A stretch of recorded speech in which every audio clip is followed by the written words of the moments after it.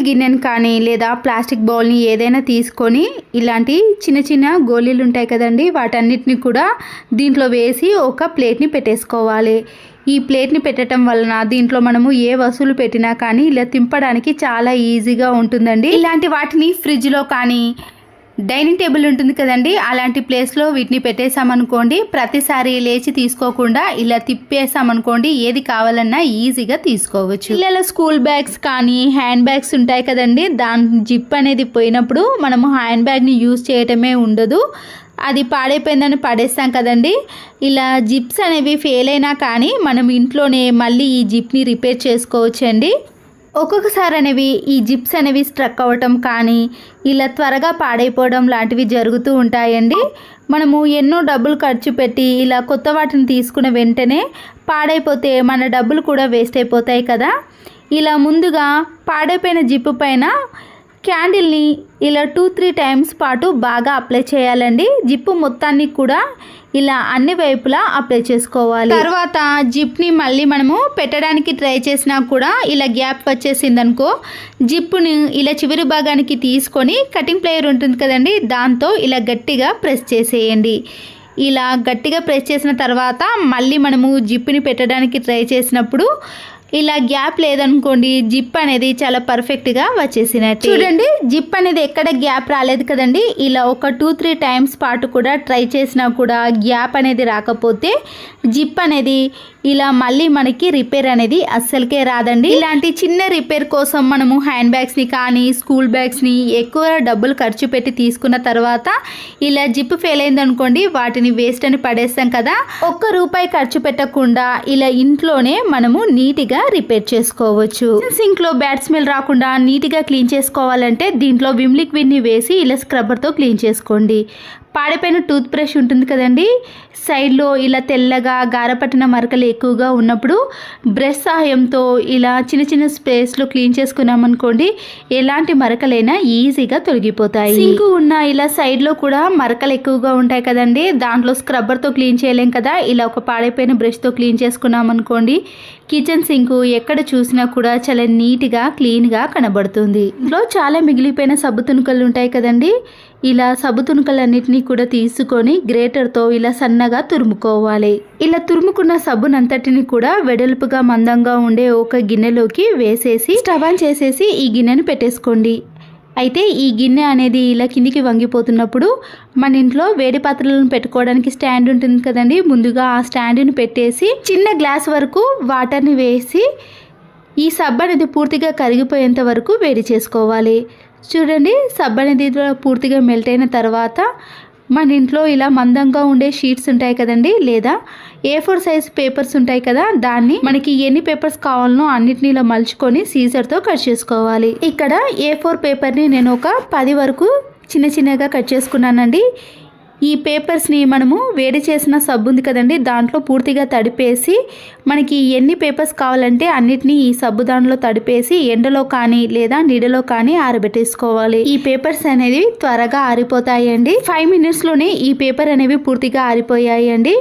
ఈ పేపర్స్ని మనము బయటికి ఎక్కడికైనా యాత్రలకు కానీ టూర్స్కి వెళ్ళినప్పుడు సబ్బు ఉంటుంది కదండి, వాటిని బట్టలలో పెట్టేసినప్పుడు పూర్తిగా తడిసిపోయి బట్టలకంతా కూడా అంటేసుకుంటుంది కదా, మనము హ్యాండ్ వాష్కి కానీ లేదా ఫేస్ వాష్కి ఈ సబ్బుతో ఇలా క్లీన్ చేసుకోవాలంటే మనము పేపర్ సోప్స్ని ఈజీగా ఇంట్లోనే ఎన్నంటే అన్నిటినీ ప్రిపేర్ చేసుకోవచ్చు.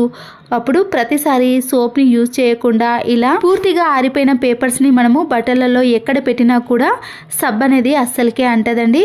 ఇలా దూరంగా వెళ్ళే ప్లేస్లకైతే ఈ పేపర్స్ అనేవి చాలా బాగా యూజ్ అవుతాయి. మన ఇంట్లో ఉండే స్విచ్ బోర్డ్స్ పైన ఇలాంటి సన్నటి డస్ట్ పడ్డప్పుడు క్లాత్ని యూజ్ చేయడం కంటే పాడైపోయిన టూత్ బ్రష్తో ఇలా క్లీన్ చేసామనుకోండి, దానిపై ఉండే డస్ట్ అనేది పూర్తిగా పోతుంది. ఇంట్లో ఎన్ని స్విచ్ బోర్డులు ఉన్నా సరేనండి, సెకండ్లోనే క్లీన్ చేసుకోవచ్చు. పాడైపోయిన వెల్లుల్లి రెబ్బలు కానీ లేదా మంచిగా ఉన్న వెల్లుల్లి రెబ్బలను ఏవైనా తీసుకోవచ్చండి. గ్రేటర్తో వెల్లుల్లి రెబ్బలను సన్నగా తురుముకోవాలి. తురుముకున్న వెల్లుల్లి దాంట్లో కొద్దిగా కోల్గేట్ పేస్ట్ని వేసి ఈ రెండింటిని బాగా మిక్స్ చేసుకోవాలి. వీటిని చిన్న చిన్న బాల్స్ లాగా ప్రిపేర్ చేసిన తర్వాత కిచెన్లో కానీ కబోర్డ్స్లో ఎక్కడైతే బొద్దింకలు ఎక్కువగా తిరుగుతున్నాయో ఆ ప్లేస్లో వీటిని పెట్టేసామనుకోండి, ఈ ఘాటైన స్మెల్కి బొద్దింకలు అనేవి అస్సలకే రాకుండా ఉంటాయి. ఇలాంటి ఒక స్టిక్కర్ ప్యాకెట్ని తీసుకొని టిష్యూ పేపర్లో వీడియోలో చూపించిన మాదిరిగా కింది భాగాన్ని ఇలా పూర్తిగా మలిచేసుకొని అది ఊడిపోకుండా ఉండటానికి 2 రబ్బర్ బ్యాండ్లను వేసేయండి.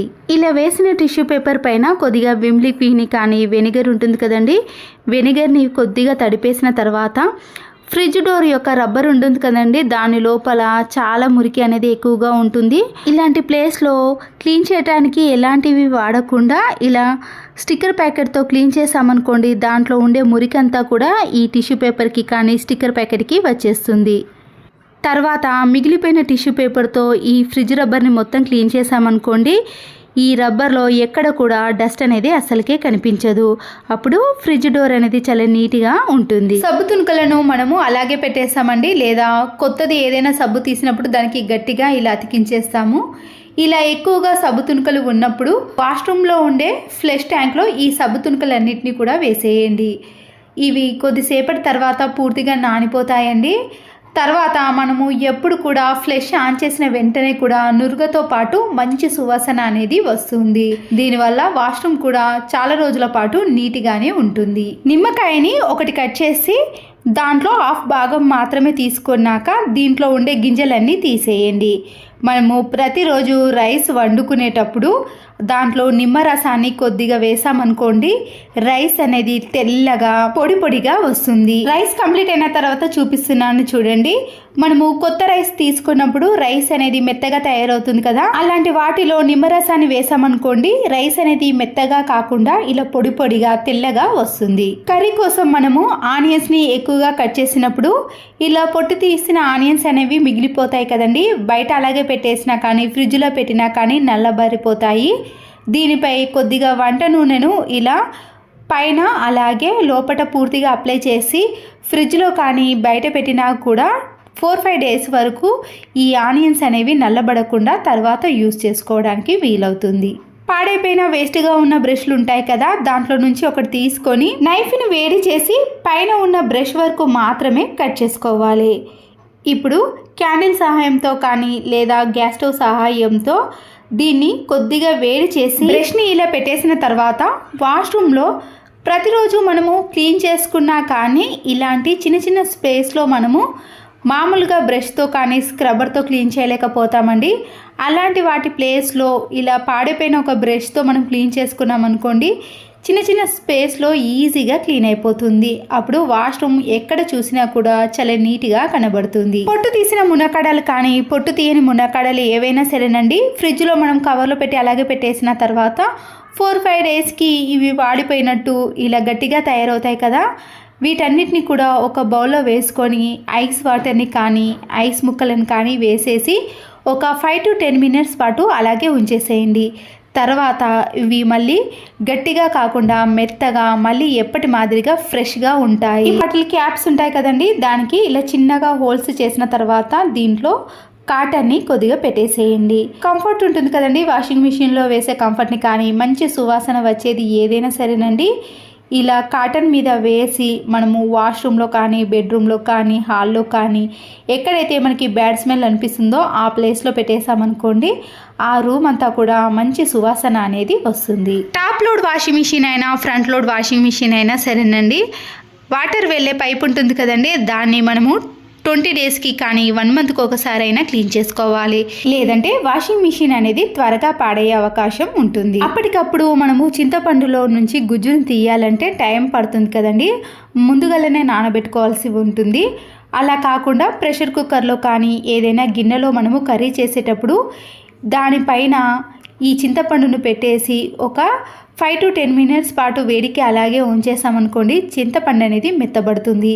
ఆ తర్వాత దీంట్లో కొన్ని వాటర్ని వేసి చింతపండులో ఉండే గుజ్జును తీసామనుకోండి, చాలా ఈజీగా వచ్చేస్తుంది. వంటకు వాడే క్లాతులు కానీ గ్యాస్ స్టవ్ని క్లీన్ చేసే క్లాతులు, వెనుక టైల్స్ని క్లీన్ చేసే క్లాతులు ఉంటాయి కదండి, అన్నిటినీ కూడా ఇలా ఒకేసారి క్లీన్ చేసుకోవచ్చు. అయితే వీటికి పట్టిన జిడ్డు మరకలు అనేవి చాలా ఈజీగా తొలగిపోవాలి అంటే ముందుగా వీటన్నిటిని కూడా ఒక బౌల్లో వేసుకోవాలి. ఇవి మునిగేంత వరకు కూడా వాటర్ని వేసిన తర్వాత ఈటింగ్ సోడా ఉంటుంది కదండి, దాన్ని కొద్దిగా వేసుకోండి. దీంతో పాటు సర్ఫ్ కానీ వాషింగ్ మిషన్లో వేసే లిక్విడ్ ఉంటుంది కదండి, ఏదైనా పర్వాలేదు, దాన్ని కూడా కొద్దిగా వేసేసి గ్యాస్ స్టవ్ పైన ఒక 2-3 మినిట్స్ పాటు లో ఫ్లేమ్లోనే వేడి చేయాలి. వంట సోడా వేసాం కాబట్టి హై ఫ్లేమ్లో పెట్టేసామనుకోండి గ్యాస్ స్టవ్ మీద మొత్తం పడుతుంది. మళ్ళీ దాన్ని క్లీన్ చేసుకోవాలి. మీడియం ఫ్లేమ్లో కానీ లో ఫ్లేమ్లో పెట్టి ఒక 2-3 మినిట్స్ పాటు వేడి చేసేయండి. ఈ వాటర్ అనేది ఇంకా వేడిగానే ఉందండి. ఇలా వేడిగా ఉన్నప్పుడే దాంట్లో నుంచి ఇలా జిడ్డు పట్టిన క్లాత్లను తీసుకొని చేత్తో బాగా రుద్దేసేయండి. వేడి మీదనే ఈ మరకలు అనేవి పూర్తిగా తొలగిపోతాయి. ఇలా అనేసిన తర్వాత ఇంకా మరకలు ఎక్కువగా ఉన్నాయనుకోండి ఇదే హాట్ వాటర్లో ఇంకొక 5 మినిట్స్ పాటు అలాగే ఉంచేసేయండి. తర్వాత ఇలా రుద్దేసామనుకోండి పూర్తిగా మరకలు అనేవి పోతాయి. చూడండి 2-3 మినిట్స్లోనే కిచెన్లో జిడ్డుపట్టిన క్లాతులన్నీ కూడా ఇలా సింపుల్గా క్లీన్ చేసుకోవచ్చు. వీటిని ఇంకా కొద్దిసేపు ఎండలో ఆరబెట్టేశారనుకోండి ఇంకా చాలా నీట్గా తయారవుతాయి. నేను వీటిని మీకు తడి మీదనే చూపిస్తున్నానండి. పూర్తిగా ఆరిపోయాయి అనుకోండి మరకలు కూడా పోతాయి. పైన ట్యాబ్లెట్ షీట్స్ కానీ ఇలాంటి ఒక వైపర్ని తీసుకొని వీడియోలో చూపించిన మాదిరిగా ఈ వైపర్కి ట్యాబ్లెట్ షీట్స్ని పెట్టేసి ఊడిపోకుండా ఉండటానికి ఒక రబ్బర్ బ్యాండ్ని వేసేయండి. ఈ ట్యాబ్లెట్ షీట్స్ యొక్క చివరి భాగం అనేది షార్ప్గా ఉంటుంది కదండి. టైల్స్ పైన ఫ్లోర్ పైన కానీ ఎక్కడైనా జిడ్డు మరకలు ఎక్కువగా ఉన్నాయి అనుకోండి ఆ ప్లేస్లో కొద్దిగా విమ్ లిక్విడ్ని వేసి ఈ వైపర్ స్టిక్కి పెట్టిన ట్యాబ్లెట్ షీట్స్తో క్లీన్ చేశారనుకోండి ఎంత జిడ్డు పట్టిన మరకలైనా చాలా ఈజీగా క్లీన్ చేసుకోవచ్చు. గ్యాస్ స్టవ్ వెనుక జిడ్డు మరకలు ఎక్కువగా ఉంటాయి కదండి, ఆ ప్లేస్లో ఇలా వైపర్ స్టిక్తో క్లీన్ చేసుకొని చూడండి త్వరగా జిడ్డు మరకలు అనేవి పోతాయి. అల్లంపై ఉండే పొట్టు త్వరగా రావాలంటే ఇలా జలిగిన్నెలో కానీ ఇలా గరిటెలో వేసి కొద్దిసేపు వేడి చేసామనుకోండి పొట్టు అనేది ఈజీగా వచ్చేస్తుంది. సమ్మర్లో నిమ్మకాయల ప్రైస్ ఎక్కువగా ఉంటుంది కదండి. ప్రతిసారి నిమ్మకాయలను ఇలా నిలువుగా కోసి మనము దాంట్లో నుంచి రసం తీస్తాం, కానీ ఒక్క నిమ్మకాయ కట్ చేసినా కానీ రసం అనేది చాలా తక్కువగా వస్తుందండి. ఇలా వీడియోలో చూపించిన మాదిరిగా నిమ్మకాయని నిలువుగా 4 సైడ్స్ కూడా కట్ చేసి ఆ తర్వాత రసాన్ని తీసామనుకోండి ఇలా ఒక్క దానితో తీసిన దానికంటే కూడా చాలా ఎక్కువగా రసం అనేది వస్తుంది. అప్పుడు నిమ్మకాయలు కూడా వేస్ట్ కాకుండా మన డబ్బులు వేస్ట్ కాకుండా ఇలా ఒక్క నిమ్మకాయతో రసాన్ని ఈజీగా తీసుకోవచ్చు. ప్రతిరోజు మనము రైస్ని వండుకునేటప్పుడు రైస్ని 2-3 టైమ్స్ పాటు వాటర్లో ఇలా శుభ్రం చేస్తాం కదండి. అయితే మొదట కడిగిన వాటర్ని మాత్రం ఇలా ఒక గిన్నెలోకి వేసుకోవాలి. ఆ వాటర్ని చెట్లకు వేసినా కూడా పెరుగుదల ఎక్కువగా ఉంటుందండి.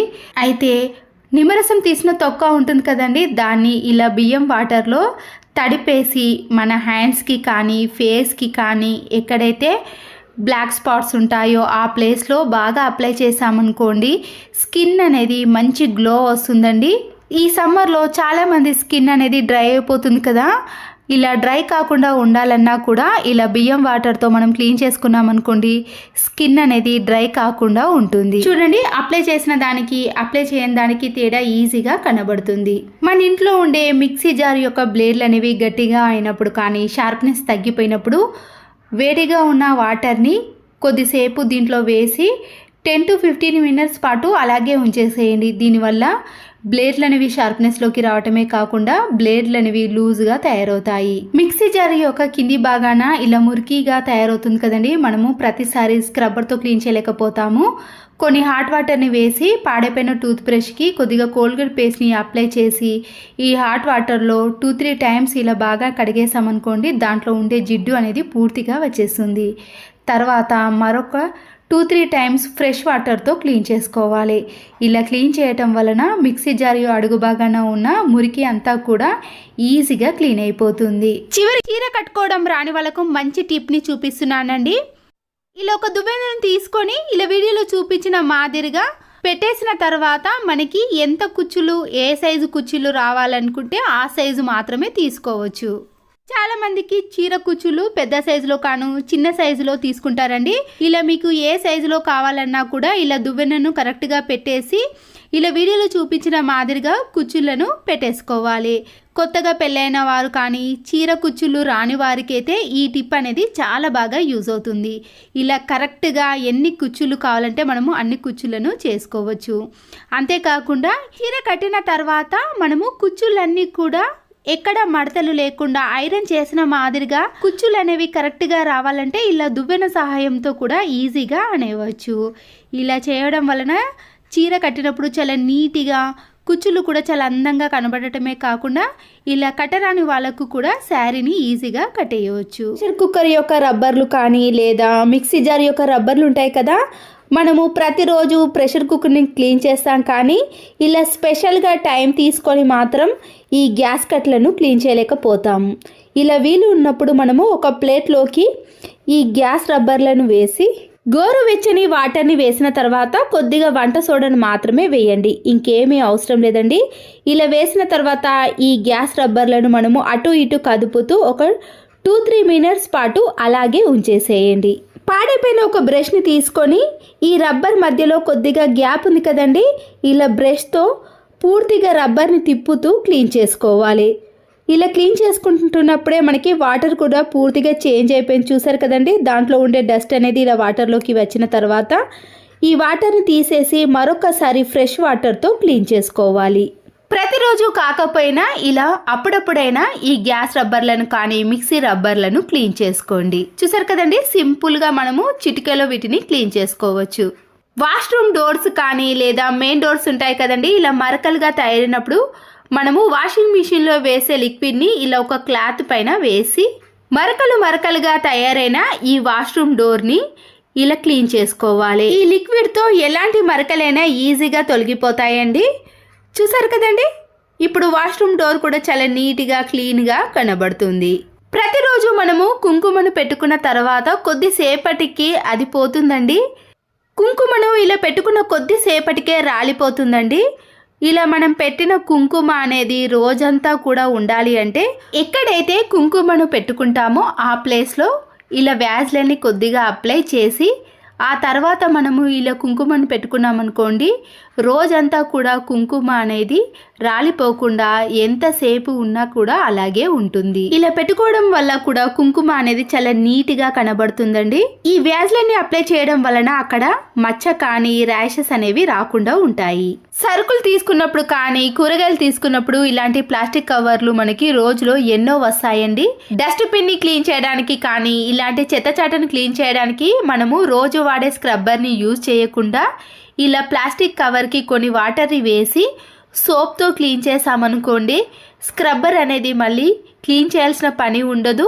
ఇలాంటి కవర్లు కూడా వేస్ట్ కాకుండా మనము ఇలా క్లీన్ చేసుకోవడానికి చాలా బాగా యూజ్ అవుతాయి. ఈ కవర్లను మనము చెత్త చాటకే కాకుండా సింకును క్లీన్ చేసుకోవడానికి కూడా యూజ్ అవుతుంది. నేను ఈ కవర్ని క్లీన్ చేసుకొని గిన్నెలు క్లీన్ చేసేటప్పుడు సింకులో వేస్టేజ్ అంతా పడుతుంది కదండి, దాన్నంతా కూడా ఈ కవర్లో వేసుకోవడానికి కూడా ఇలా యూజ్ చేసుకోవచ్చు. దీనివల్ల సింకు కూడా ఎప్పుడు చూసినా కూడా చాలా నీట్గా కనబడుతుంది. వైపర్ స్టిక్కి ఇలా వేస్ట్గా ఉన్న ఒక 2 సాక్స్లను 2 సైడ్స్ వేసిన తర్వాత పూజ గది ఉంటుంది కదండి, దాంట్లో ఉండే ఇలా బూజునంతా కూడా మనము ఈ వైపర్ స్టిక్ సహాయంతో క్లీన్ చేసుకోవచ్చు.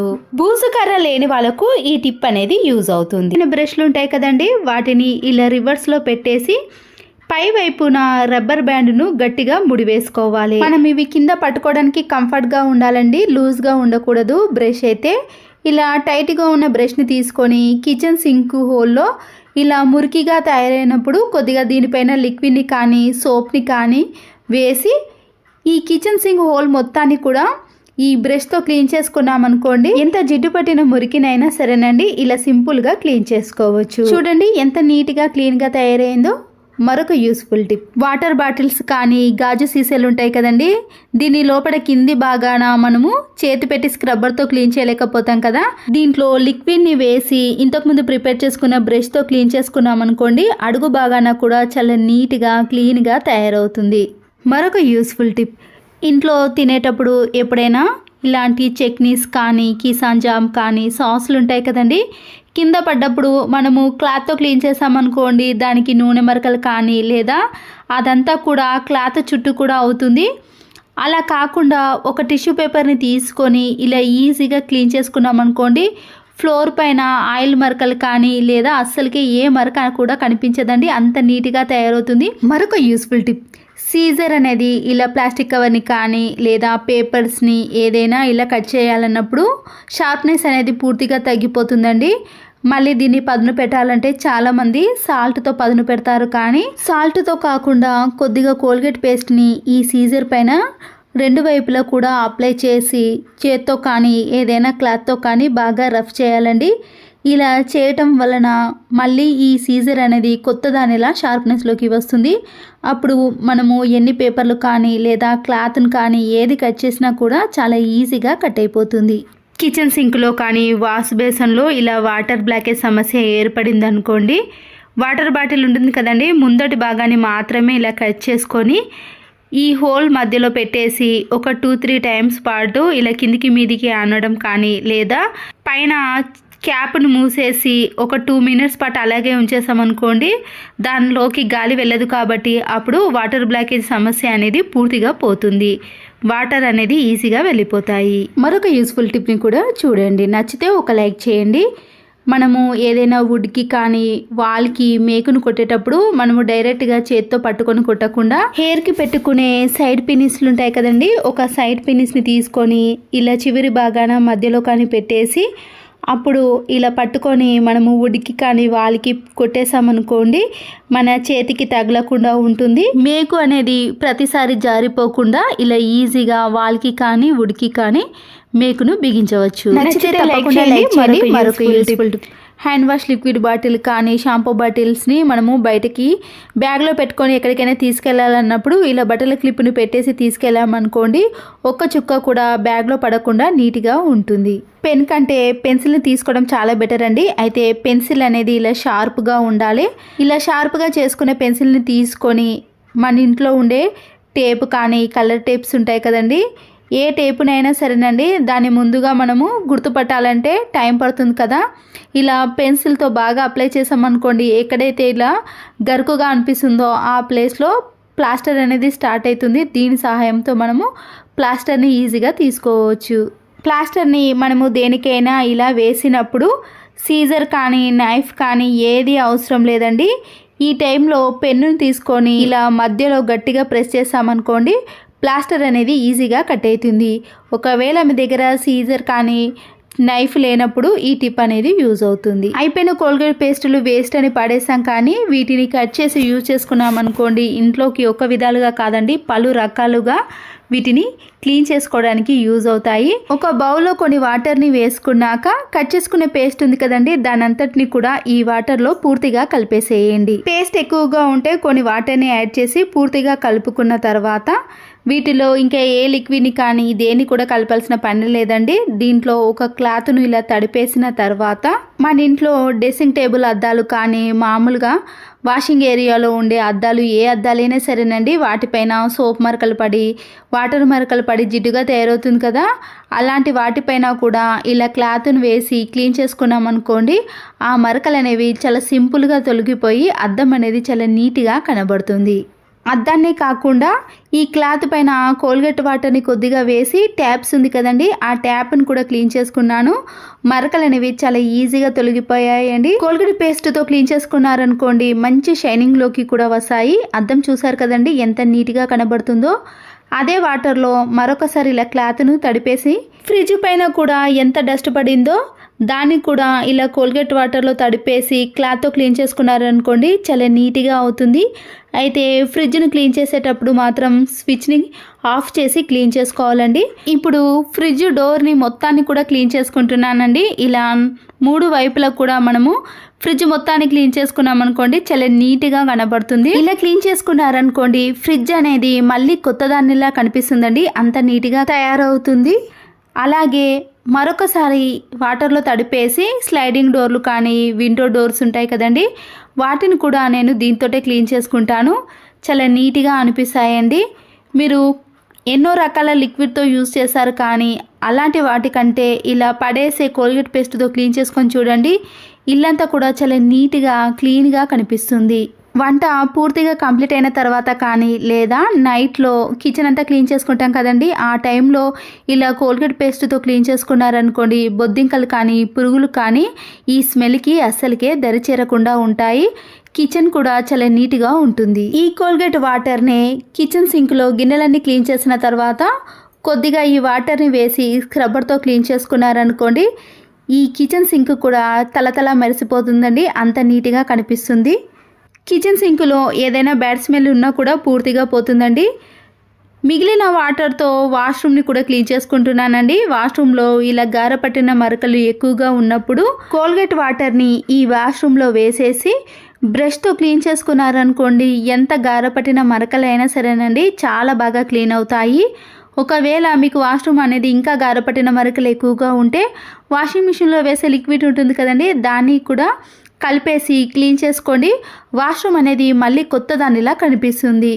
చూడండి ఎంత నీట్గా కనిపిస్తుందో. గారపట్టిన మరకలు అనేవి పూర్తిగా తొలగిపోయాయి కదా. క్లీనింగ్ ప్రాసెస్లో బేకింగ్ సోడా కానీ కోల్గేట్ పేస్ట్ అనేది చాలా బాగా యూజ్ అవుతుందండి. ఇలా పడేసే కోల్గేట్ పేస్ట్తో కూడా ఇంట్లో ఎన్నో రకాలుగా క్లీన్ చేసుకోవచ్చండి. నేను వాష్ బేసిన్ కూడా నీట్గా క్లీన్ చేసుకున్నాను, చూసారు కదండి ఎంత నీట్గా కనబడుతుందో. మరో పాత్రలను మనము చేత్తో రుద్దాల్సిన పని లేకుండా ఇలా నీటిలో ముంచితే చాలండి, షైనింగ్లో నీట్గా కొత్త దానిలా కనిపిస్తాయి. మీరు దీనికోసం ఇక్కడ నేను 10 రూపీస్ మాత్రమే తీసుకున్నానండి నిమ్ముప్పు. ఇది ఇలా క్రిస్టల్ మాదిరిగా ఉంటుంది. మనము క్లీన్ చేసుకునే దాన్ని బట్టి మనం నిమ్ముప్పును యూజ్ చేయాలండి. నేనైతే ఇక్కడ నిమ్ముప్పును ఇలా కొద్దిగా తీసుకొని దాంట్లో వాటర్ని వేసి ఈ నిమ్ముప్పు అనేది పూర్తిగా కరగాలండి. కరిగిన తర్వాతనే మనకి ఈ రాగి పాత్రలు అనేవి మనము చేత్తో రుద్దకుండానే షైనింగ్లోకి వస్తాయి. ఇలా నిమ్ముప్పు కరిగిన తర్వాత మనము దీంట్లో నీరు పూర్తిగా మునిగేంత వరకు పాత్రలను వేసి ఒక 5 మినిట్స్ అలాగే ఉంచేసామనుకోండి, చేత్తో రుద్దాల్సిన పని లేకుండా ఎలాంటి సర్ఫ్ని యూజ్ చేయకుండా క్లీన్ చేసుకోవచ్చు.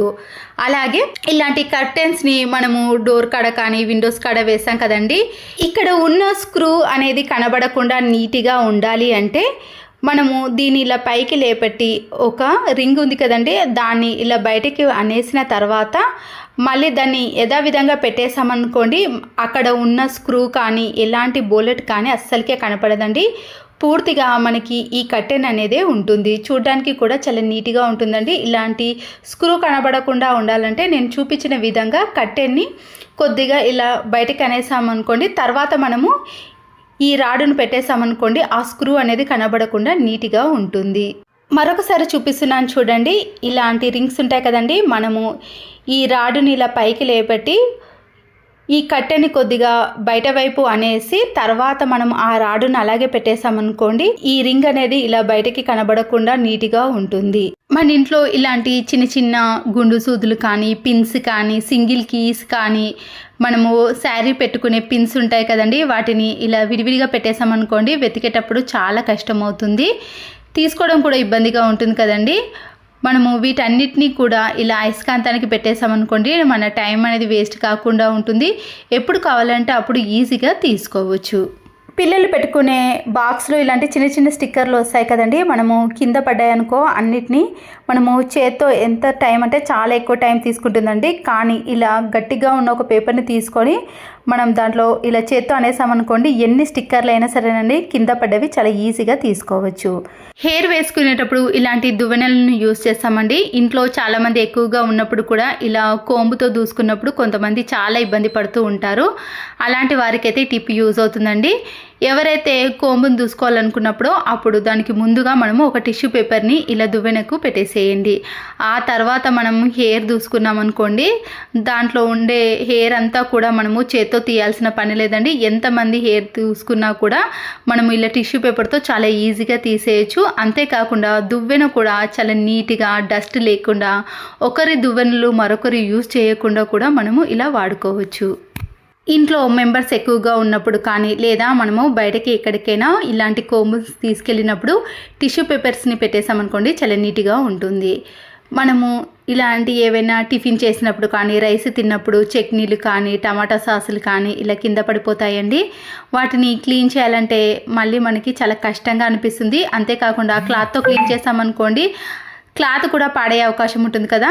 ఒక ప్లాస్టిక్ కవర్ని తీసుకొని దాంట్లో ఇలా షార్ప్గా ఉన్న సరాతం ఉంటుంది కదండి, దాన్ని పెట్టేసి కవర్ని మనం కొద్ది కొద్దిగా పైకి లాగుతూ ఇలా తీసేసామనుకోండి, కింద అసలుకి చట్నీ అనేది అస్సలకే ఉండదండి. ఎక్కడ పడ్డా కూడా చాలా నీట్గా ఉంటుంది. మళ్ళీ మనము చేయి పెట్టి క్లీన్ చేయాల్సిన పని కూడా అస్సలకే ఉండదు.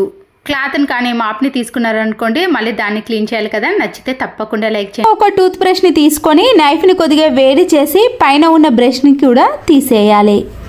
స్క్రబ్బర్ ఉంటుంది కదండి, ఆ స్క్రబ్బర్ని ఇలా టూత్ బ్రష్కి రౌండ్గా చుట్టేసి విడిపోకుండా ఉండటానికి ఒక రబ్బర్ బ్యాండ్ని గట్టిగా వేయండి. పిల్లల వాటర్ బాటిల్స్ కానీ స్టోర్ నుంచి తెచ్చుకున్న ప్లాస్టిక్ బాటిల్స్ ఉంటాయి కదండి, వాటిని క్లీన్ చేయాలంటే మనము స్క్రబ్బర్తో క్లీన్ చేయలేము. ముందుగా వీటిలో కొద్దిగా విమ్ లిక్విడ్ని కానీ ఏదైనా సరుపును వేసి ఆ తర్వాత మనము స్క్రబ్బర్తో మనము కింది అడుగు భాగాన కూడా చాలా బాగా క్లీన్ చేసుకోవచ్చు. ఇలా క్లీన్ చేసినాక వాటర్తో శుభ్రం చేసుకొని చూడండి, వాటర్ బాటిల్ కింద అడుగు భాగాన కూడా చాలా నీట్గా కనబడుతుంది. బ్యాంగిల్స్ అన్నిటినీ కూడా ఇలా ఒక బాక్స్లో వేసుకున్నప్పుడు పండగలకి కానీ ఫంక్షన్స్కి కానీ మనము ఎక్కడికైనా బయటకి వెళ్ళేటప్పుడు మ్యాచింగ్ బ్యాంగిల్స్ తీసుకోవాలంటే వెతకాల్సిన పని అయితే ఉంటుంది. అలా కాకుండా ఉండాలంటే ఇలా మ్యాచింగ్ బ్యాంగిల్స్ అన్నిటినీ కూడా ఒక పిన్తో మనము అన్నిటినీ పెట్టేసుకోవచ్చు. అయితే ఇలా ఎక్కువగా ఉన్న బ్యాంగిల్స్ని మనము పిన్తో సెట్ చేసుకోలేము కాబట్టి 2-3 డేస్ వరకు వాడిన మాస్కులు ఉంటాయి కదండి, అవి వేస్ట్ అని పడేసాం. కానీ పడేసే ముందు ఇలా సీజర్తో ఆ థ్రెడ్స్ని చివరి భాగాన కట్ చేసుకోవాలి. ఇప్పుడు పిన్నిస్తో మనము ఈ థ్రెడ్ యొక్క చివరి భాగాన పెట్టేసి దాంట్లో నుంచి ఇలా బ్యాంగిల్స్ని తీసి చివరి భాగాన మళ్ళీ పిన్నిని పెట్టేసామనుకోండి, ఎన్ని బ్యాంగిల్స్ అయినా మనము ఈ థ్రెడ్స్లో పెట్టేసుకోవచ్చండి. ఎన్ని డజన్లైనా పెట్టుకున్నా కూడా మనము ఈజీగా వెతకాల్సిన పని లేకుండా ఏ ఫంక్షన్కైనా హడావిడి లేకుండా ఈజీగా వేసుకోవచ్చు. మిగిలిపోయిన ఇంకొక థ్రెడ్ని తీసుకొని ఇలా మ్యాచింగ్ ఉన్న బ్యాంగిల్స్కి పెట్టేశానండి. చూసారు కదండి, ఈ థ్రెడ్ అనేది ఎలాస్టిక్ మాదిరిగా ఉంటుంది కాబట్టి మనము ఎన్ని డజన్లైనా ఈజీగా పెట్టుకోవచ్చు. ఛార్జింగ్ వైర్లు కానీ టేపులు కానీ ఇయర్ ఫోన్స్ వైర్లు ఉంటాయి కదండి, ఇలా చుట్టేసిన తర్వాత కూడా వైర్ అనేది బయటకి వచ్చేస్తుంది. మనము ఎక్కడికైనా బయటకి తీసుకెళ్లాలన్నా ఈ ఛార్జింగ్ వైర్ అనేది స్పేస్ ఎక్కువగా తీసుకుంటుంది కదా, ఇలా రౌండ్గా చుట్టేసిన తర్వాత ఫ్లక్కర్స్ ఉంటాయి కదండి, మనం యూజ్ చేయని ఫ్లక్కర్స్ అన్నిటిని కూడా ఇలా వైర్కి పెట్టేసి హ్యాండ్ బ్యాగ్లో కానీ మనము ఎక్కడికైనా బయటకు వెళ్ళినప్పుడు బ్యాగ్లో పెట్టుకోవడానికి కూడా చాలా అనుకూలంగా ఉంటుంది. మనము ఇలాంటి చిన్న బాండిని పెట్టుకొని ఆయిల్లో ఆవాలు జీలకర్ర ఇవన్నీ వేసి ఇలా పోపు పెట్టుకున్నప్పుడు ఆయిల్ అనేది ఇలా బయటకి చిందుతుందండి. దీనివల్ల మళ్ళీ మనము గ్యాస్ స్టవ్ని క్లీన్ చేయాల్సిన పని కూడా ఉంటుంది. ఎక్స్ట్రా పని లేకుండా ఉండాలంటే ఇలా పోపు పెట్టేటప్పుడు దానిపైన ఇలా ఒక మూతను బోర్లించామనుకోండి, ఆయిల్ అంతా కూడా ఈ క్యాప్ పైనే పడుతుంది. చూసారు కదండి, నేను ఇంతకుముందు క్యాప్ పెట్టలేను కాబట్టి ఆయిల్ అంతా కూడా ఇలా గ్యాస్ స్టవ్ పైన పడింది. తర్వాత మళ్ళీ మనం దీనిని క్లీన్ చేసుకోవాలంటే మరొక పని అనేది ఎక్స్ట్రాగా ఉంటుంది. ఇలా చిన్న బాండి పెట్టుకున్నప్పుడు ఈ టిప్ అనేది యూజ్ అవుతుంది. Thanks for watching.